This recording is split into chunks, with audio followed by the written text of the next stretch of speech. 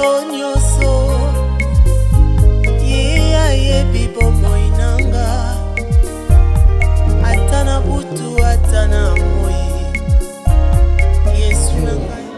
Bien-aimés, que le Seigneur nous bénisse. Le Seigneur nous fait grâce d'être là en bonne santé.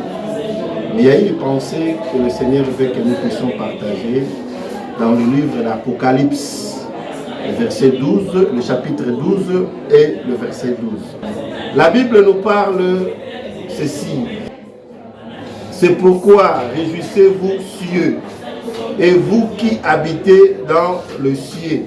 Malheur à la terre et à la mer, car le diable est descendu vers vous, animé d'une grande colère, sachant qu'il a peu de temps. Le Seigneur nous parle à travers cette parole.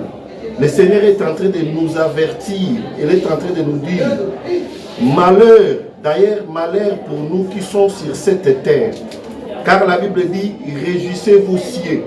Tous ceux qui sont déjà en haut, tous ceux qui sont déjà dans le ciel sont en train de réjouir parce que eux, ils ont déjà lutté, ils ont déjà persévéré, ils ont déjà eu leur place dans le ciel. Mais malheur à nous qui sommes sur cette terre. Nous, la Bible dit encore la mer, malheur à la mer. Tous ceux qui sont sur la terre, la Bible déclare malheur. Pourquoi? Car le diable est descendu vers vous. C'est-à-dire, là où il y a le diable, il y a toujours des problèmes. Il est là toujours pour nous créer des problèmes. Il est là toujours pour attaquer. Mais nous sommes plus que vainqueurs parce que nous avons Christ. Nous avons celui qui a la force de maîtriser le diable.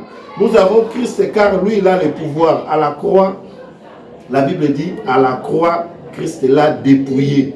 Le diable a été dépouillé à la croix. Donc nous avons reçu Christ dans notre vie comme notre Seigneur et Sauveur.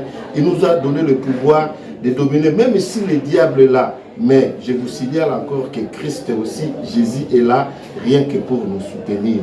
La Bible dit, réjouissez-vous. C'est-à-dire, quand il y a Christ, même si tu es sur cette terre, tu as aussi le droit de se réjouir, parce que Christ est toujours à côté de nous.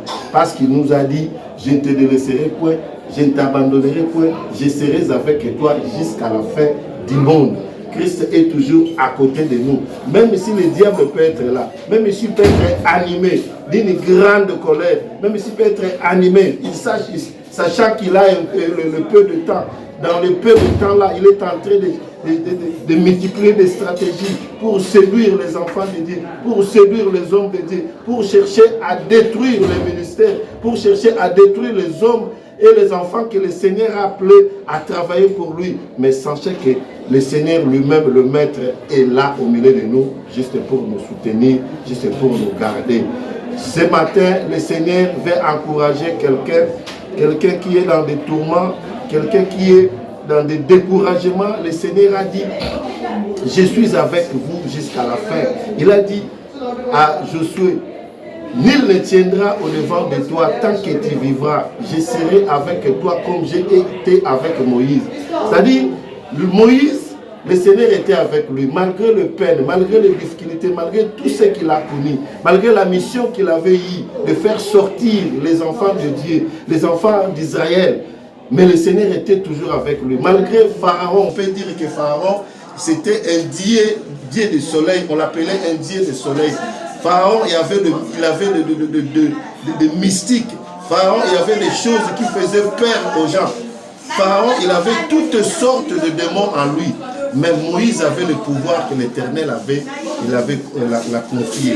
Donc Moïse avait cette assurance-là. Malgré le diable peut être là, malgré peut être là en train de chercher à détruire l'œuvre de Dieu sur cette terre, mais le Seigneur était toujours avec lui. Moïse il avait toujours la foi qu'il n'est pas seul. Il est avec notre Dieu qui s'appelle Jésus-Christ. Toi aussi, tu as aussi un Dieu là. Tu as aussi ce Dieu-là qui s'appelle Jésus-Christ.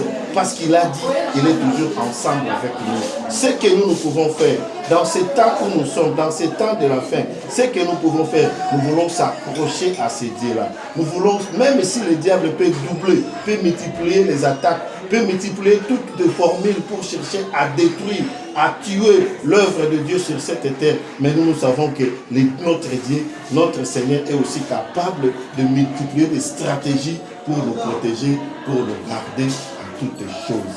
C'est-à-dire que nous devons être toujours dans la foi. Nous devons avoir toujours cette assurance-là. Et tant que les enfants de Dieu, et tant que les hommes de Dieu, nous voulons continuer à persévérer. Nous voulons continuer à marcher toujours digne avec le Seigneur. Car nous avons vu les hommes comme Enoch sur cette terre. Enoch a marché avec le Seigneur plus de 300 ans. Enoch a persévéré. Enoch a supporté. Enoch, il avait la foi vis-à-vis de ces dieux-là. C'est pour cela que le Seigneur a regardé. Notre bien-aimé Enoch n'a pas connu la mort. Le Seigneur l'a pris directement parce qu'il était persévérant auprès de notre Seigneur. Sachez-le bien que nous aussi, nous avons toujours de cette difficulté-là, parce que le diable est là. Mais ce que nous allons faire, c'est nous accrocher davantage, de continuer à prier, de continuer à marcher, de continuer à être toujours dans l'adresse du Seigneur. Nous devons demeurer dans l'adresse du Seigneur qui est la parole de Dieu. La parole de Dieu, c'est la seule constitution que Christ nous a donnée. C'est-à-dire nous devons marcher, continuer à vivre dans cette adresse-là. Nous devons faire un effort parce que le Seigneur a déversé toute sa puissance dans sa parole. Parce que jusqu'à présent, nous n'avons pas vu ce Dieu-là. Mais nous sommes en train de vivre, de le comprendre par rapport à cette pensée, par rapport à sa parole, par rapport à tout ce qu'il a fait. C'est-à-dire, il est ensemble avec nous. C'est pour cela, nous étant que les enfants de Dieu, dans les moments où nous sommes, nous allons beaucoup chercher à méditer la parole de Dieu. Beaucoup méditer, beaucoup continuer à partager la parole de Dieu, à être toujours accroché avec cette parole, car c'est une parole qui donne la vie. Parce qu'il a dit dans sa parole, je suis le chemin, la vérité et la vie. Donc c'est lui qui est la vie, c'est lui qui est capable, même si l'ennemi est là, même s'il a peu de temps, même s'il peut changer toutes les formes, même s'il peut multiplier les attaques de toutes les choses qu'il peut faire, mais nous devons toujours demeurer dans sa parole, car sa parole qui est notre lumière, car la parole qui éclaire nos vies, car la Bible dit, il s'appelle la lumière du monde. C'est lui seul qui est la lumière du monde, il est capable de nous éclairer. Même si nous avons des difficultés, même si nous avons découragé, même si nous avons des situations que nous, de nous-mêmes, nous ne comprenons pas qu'est-ce qui se passe dans nos vies, mais il est toujours à côté de nous, rien que pour nous soutenir, rien que pour nous faire du bien. Ce matin, Jésus veut t'encourager. Ce matin, Jésus veut amener quelque chose de bien, quelque chose de spécial, quelque chose qui va t'aider à continuer à espérer, à continuer à croire toujours à ces dieux-là, à continuer à prier, à continuer toujours à faire de bonnes œuvres. Parce que la Bible dit, réjouissez-vous, cieux, parce que le Seigneur est en train de préparer quelque chose de bien dans le ciel pour nous.